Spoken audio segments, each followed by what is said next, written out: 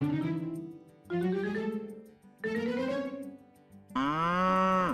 to Pigeon River Farm, doing farming right. I'm Robert Brown, the owner of Pigeon River Farm. Thank you for viewing. Well, this is what we're going to talk about today at Pigeon River Farm. There's important things that you need to do for your livestock, whatever type you have. In our case here, we have grazing animals. So we have predominantly cattle, sheep, and goats.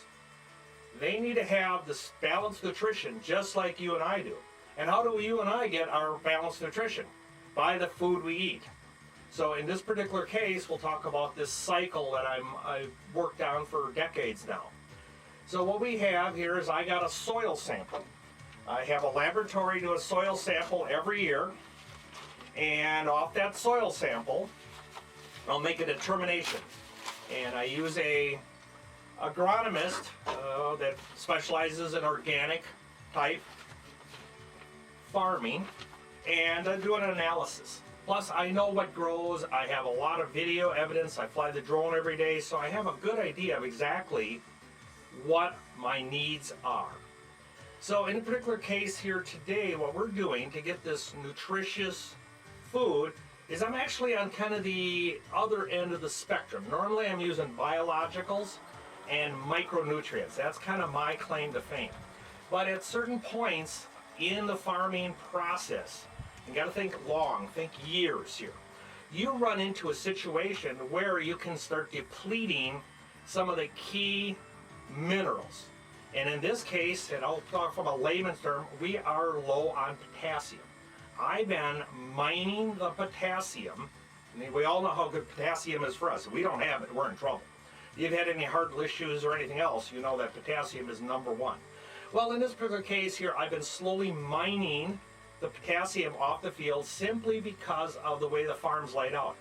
I lose certain amount of grazing time on this part of the field, this part of the farm I should say, and the reason is it gets wet often in the spring. I've done a good job of drying it up, so I've gained a lot of ground, but then I take bales off in it and I feed them during the winter.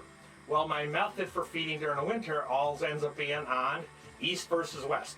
The west end of the farm gets the most nutrient, both from a manure standpoint, from a hay standpoint. The east end of the farm gets the least amount. What's going on there is that actually I'm taking that hay crop, even when the animals graze, and if they go back to the hot sun, they go back to the lean-to so they can get out of the extreme, especially the highland cattle, or the goats when it rains, either way. So I lose a certain amount. So over time, I have an erosion of the minerals that are on the farm. The west end soil sample came up textbook. It's perfect, including the micronutrients. The east end was low on potassium. So what I'm doing today is I'm spreading potassium. I got an OMRI listed version, and what we're doing is we're putting it out at a rate of 200 pounds per acre. The rule I have is around every 5 years. So I can deteriorate, I stay within the okay zone, but I'm just touching outside of it right now.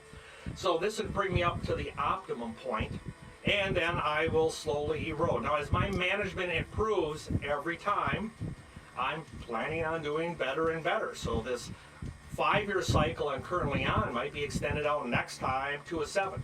I've done, as you've seen some other videos, I've done a great job with the deep tooth ripper to dry out the pasture. So that has worked. It's actually worked very well. I can't complain whatsoever. So the reason we need that potassium, so let's go back to the human health portion of it here. So anybody that consumes any of my product that I produce on the farm here, where are they getting the micronutrients? Where are they getting their potassium from? It's got to come from somewhere. Well, in this case here, we're offering red meat or very healthy genetics. So more and more my farm has gone into a breeding operation. So I'm selling livestock that are extremely healthy, just like you should be, extremely healthy. So again, the key to this thing is taking advantage of doing the science, analyzing real world science and observation. So don't confuse the two. Just because a soil analysis tells you one thing, don't necessarily jump on it. Use the analysis of what you're actually seeing with your eyes. The The drone tells me a wealth of information. I'll sit on a cold winter day looking at all the footage from the summer, throughout the whole summer, and seeing the rate of what grows and how rapid it grows and what type is growing.